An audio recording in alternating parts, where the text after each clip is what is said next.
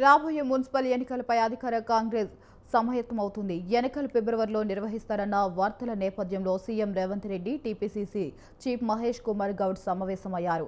శాసనసభలో గంటపాటు ఇద్దరు నేతలు సమావేశమై పలు కీలక అంశాలపై చర్చించారు.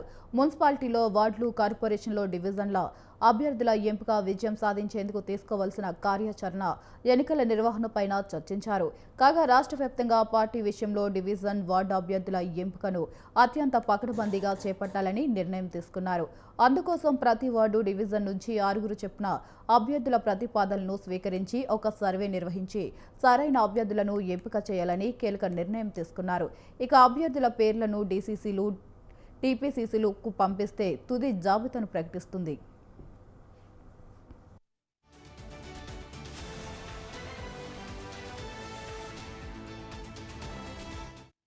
మున్సిపల్ ఎన్నికల్లో మెజార్టీ సీట్లను సాధించేందుకు అన్ని రకాలుగా చర్యలు తీసుకోవాలన్న అంశంపై సీఎం రేవంత్ రెడ్డి, టీపీసీసీ మహేష్ కుమార్ గౌడ్ చర్చించారు.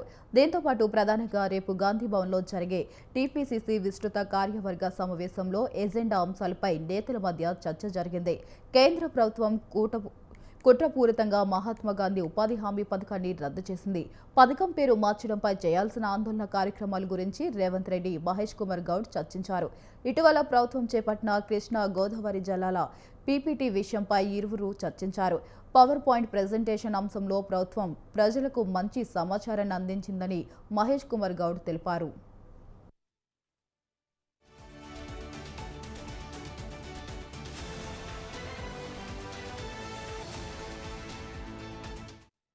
ఇక ఇదే అంశంపై మరింత సమాచారం మా కరెస్పాండెంట్ ఉషా ఫోన్ ద్వారా అందిస్తారు. ఉషా, చెప్పండి.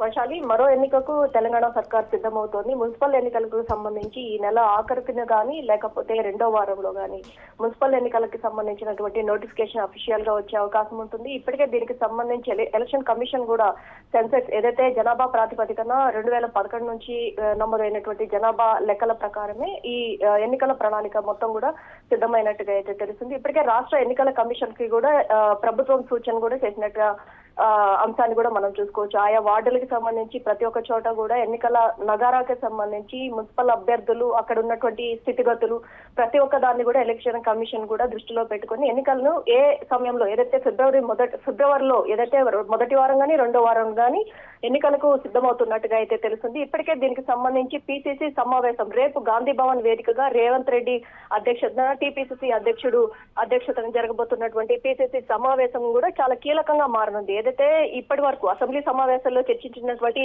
అన్ని అంశాలు, ప్రజా సమస్యల దగ్గర నుంచి అలాగే ఇరిగేషన్ ప్రాజెక్ట్స్, కృష్ణా గోదావరి జలాల వరకు ప్రతి ఒక్క అంశాన్ని కూడా చాలా వరకు కూడా ప్రజలకు అర్థమయ్యేలాగా పవర్ పాయింట్ ప్రెజెంటేషన్ ఏదైతే ఉందో పవర్ పాయింట్ ప్రెజెంటేషన్ లో ఉత్తమ్ కుమార్ రెడ్డి బ్రీఫ్ అనలైజ్ చేసినటువంటి విధానాన్ని కావచ్చు, ప్రతి ఒక్క దాన్ని కూడా టీపీసీసీ అధ్యక్షుడు కొనియాడిన విధానాన్ని కూడా మనం చూసుకోవచ్చు. ప్రస్తుతం ఈ అంశాలన్నింటినీ కూడా క్రోడీకరిస్తూ మరోవైపు కేంద్ర ప్రభుత్వం మార్పులు చేస్తున్నటువంటి అంశాలు ఏవైతే మహాత్మా గాంధీ గ్రామీణ ఉపాధి యోజన పథకం ఏదైతే ఉందో దాన్ని రూపుమాపు చేస్తున్నటువంటి అంశాలకు సంబంధించి కావచ్చు, ప్రతి ఒక్క దాన్ని కూడా మున్సిపల్ ఎలక్షన్ లో ముందుకు తీసుకొని వెళ్తూ ఎన్నికలకు సిద్ధమవుతున్న నేపథ్యం కూడా కనిపిస్తుంది. మరోవైపు రేపు జరగబోయే గాంధీ భవన్ వేదికగా జరగబోయేటటువంటి పీసీసీ సమావేశం కూడా దీనికి సంబంధించి టీపీసీసీ విస్తృత స్థాయి సమావేశాన్ని కూడా ఏర్పాటు చేయనుంది. దీనిలో పలు కీలకమైనటువంటి అంశాల మీద ఇరు నేతల చర్చ, పార్టీ కార్యాచరణ, ఎన్నికల నిర్వహణపై డిస్కషన్ ప్రతి ఒక్కటి కూడా కూలంకషంగా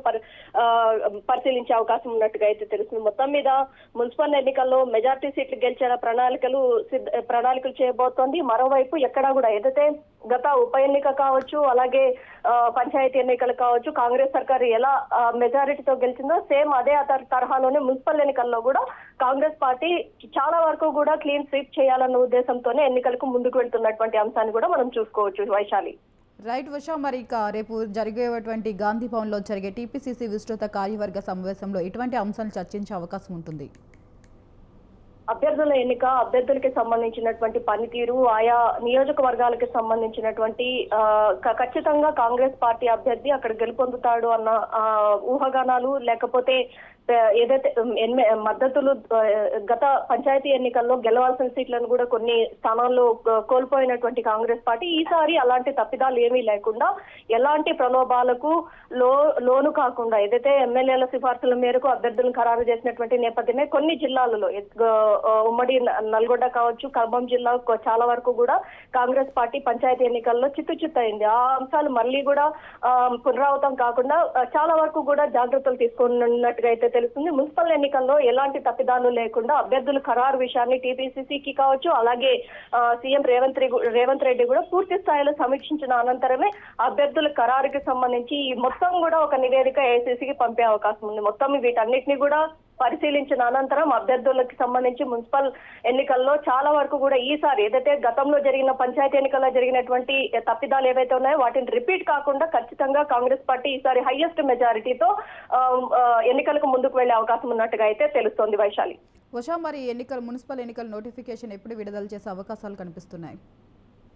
జనవరి నెలాఖరున గానీ లేకపోతే రెండో వారంలో గానీ నోటిఫికేషన్ ఖచ్చితంగా జనవరిలోనే రిలీజ్ అయ్యే అవకాశం ఉన్నట్టుగా అయితే మనకు అందుతున్నటువంటి సమాచారం. ఫిబ్రవరి ఎండింగ్ లోపు ఖచ్చితంగా ఎన్నికలకు ముందుకు వెళ్లే అవకాశం ఉంది. ఎందుకంటే మార్చి విద్యార్థులకు సంబంధించి కావచ్చు, అకాడమిక్ ఇయర్ పరీక్షలు నిర్వహించేటటువంటి నెల కాబట్టి ఖచ్చితంగా మార్చి నెల చాలా వరకు ఎలక్షన్ కమిషన్ కూడా తలనొప్పిగా మారే అవకాశం ఉందని నేపథ్యం ఉంది. కాబట్టి చాలా వరకు కూడా ఫిబ్రవరి లోపే ఎన్నికల నగారం మొత్తాన్ని కూడా మున్సిపల్ ఎన్నికలకు సంబంధించినటువంటి నగారం మొత్తాన్ని కూడా ముగించే పనిలో అయితే ఎలక్షన్ కమిషన్ కూడా నిమగ్నమై ఉన్నట్టుగా తెలిసింది. ఇప్పటికే సిఎస్ దగ్గర నుంచి ప్రతి ఒక్కరు కూడా ఎలక్షన్ కమిషన్ కి ప్రభుత్వం నుంచి వచ్చినటువంటి ఇన్ఫర్మేషన్ ఆధారంగా ఎలక్షన్ కమిషనర్ కూడా దీనికి సంబంధించినటువంటి ఫుట్ వర్క్, అలాగే ఆయా జిల్లాల కలెక్టర్ల దగ్గర నుంచి రెవెన్యూ శాఖ వరకు ప్రతి ఒక్కరిని కూడా అలర్ట్ చేసినటువంటి నేపథ్యం కూడా కనిపిస్తోంది. ప్రస్తుతం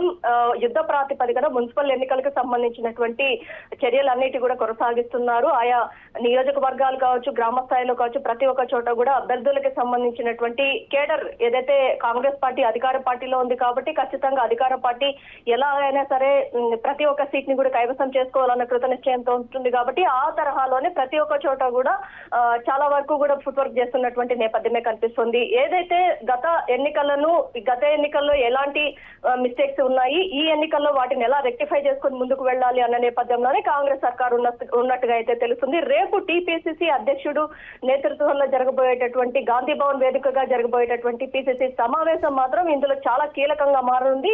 అభ్యర్థుల ఎన్నిక, అభ్యర్థుల ఖరారు ఇది చాలా ప్రధానాంశంగా చెప్పుకోవచ్చు. Vaishali, right, thank you Usha, thanks for the updates.